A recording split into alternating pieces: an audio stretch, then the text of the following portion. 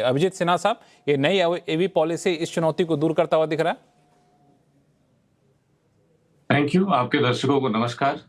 ऐसा लगता है कि आउटले के पॉइंट ऑफ व्यू से देखें, बजट के पॉइंट ऑफ व्यू से देखें, इंक्लूसिविटी के पॉइंट ऑफ व्यू से देखें और कवरेज के पॉइंट ऑफ व्यू से देखें, तो जितने राज्यों ने ईवी की पॉलिसी बनाई है, दिल्ली की जो ईवी पॉलिसी बनी है उसमें काफी हद तक सबसे बेहतरीन पॉलिसीज में से एक है।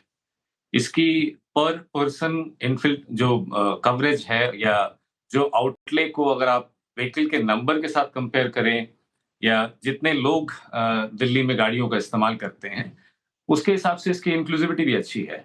लेकिन इन्फिल्ट्रेशन के ऊपर बाहर से जो गाड़ियां दिल्ली के अंदर आती हैं, उनसे दिल्ली की आबो-हवा का क्या नुकसान पहुंचता है, उसके लिए इस पॉलिसी के अंदर इंफ्रास्ट्रक्चर के लिए, या जो 4-5 हाईवे सोनीपत से, फरीदाबाद से, गाजियाबाद से, ग्रेटर नोएडा से और गुरुग्राम में घुसते हैं, उन हाईवे से ग्रैब फोर, या कभी विकट स्थिति हो जाती है फॉग के महीनों में, दीपावली के बाद दिसंबर जनवरी तक रहती है। तो उस वक्त जब हम कोई कदम उठाने की कोशिश करते हैं या सरकार कुछ रिस्ट्रिक्शंस लगाती है, तो क्या वो रिस्ट्रिक्शन कारगर हो पाती है? अगर बाहर से आने वाली गाड़ियों की बात, उसकी कवरेज भी इस पॉलिसी में की जाती, तो शायद ये पॉलिसी थोड़ी और ज्यादा स्ट्रांग और इंक्लूसिव इम्पैक्ट लेकर के आती।